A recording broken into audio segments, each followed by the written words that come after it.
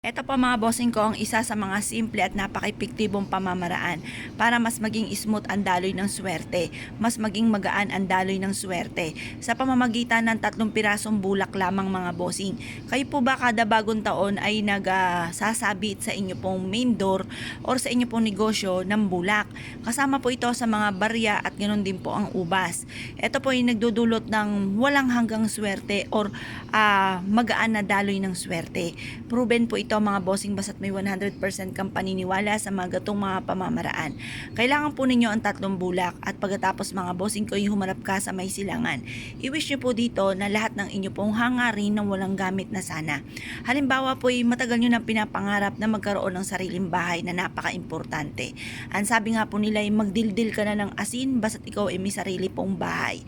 Ngayon pa mga bossing mag-wish po kayo, magkaroon ako ng isang malaking bahay na napakaganda. Ganun ang pag-wish ng walang gamit na sana. At lubos-lubosin nyo na ang kahilingan dahil ang kahilingan naman po ay walang bayad. Ito po ay magdudulot po sa inyo po mga bossing ko ng swerte kapag walang gamit na sana.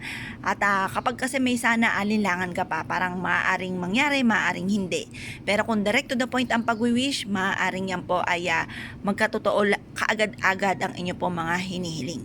Ngayon pa mga bossing, mag-wish din kayo na magkaroon ng negosyo na dito na yumaman or kaya ay tumama ng jackpot sa matagal nyo ng numero na tinatayaan. Halimbawa, ang inyo po laging tinatayaan, ito sample lang mga bossing. Pero kung gusto nyo tayaan dahil may nanalo na po dito at lumabas na ito sa Easy2 mga bossing ko, pwede nyo rin tong tayaan mga bossing sa kung saan naman pong mga tayaan or dagdagan nyo pa ng ilang numero. Ang lumabas po ay 9-8. Birthday ko po yan kasi malapit na ako mag-birthday. August 9 naman, binaliktad lang. 8-9. Ngayon pa mga bossing, ilang beses na po itong lumabas mga bossing pero pwede nyo siyang tambalan ng aking edad na 42. Magpo-42 na po kasi ako. Tapos syempre, ang numero ng napakaswerte, panghatak ng swerte ay 7 at saka 5 at saka 8. Ayan.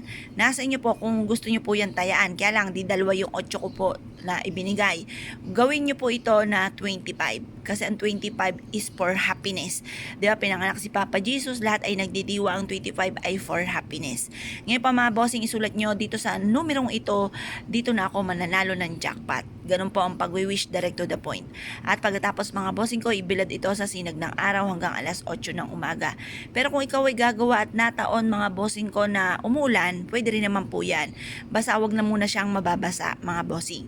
Ngayon pa mga bossing, kung kayo po naniwala at naisyo po itong gawin, subukan nyo na po ito. Proven po ito na napakaswerte mga bossing.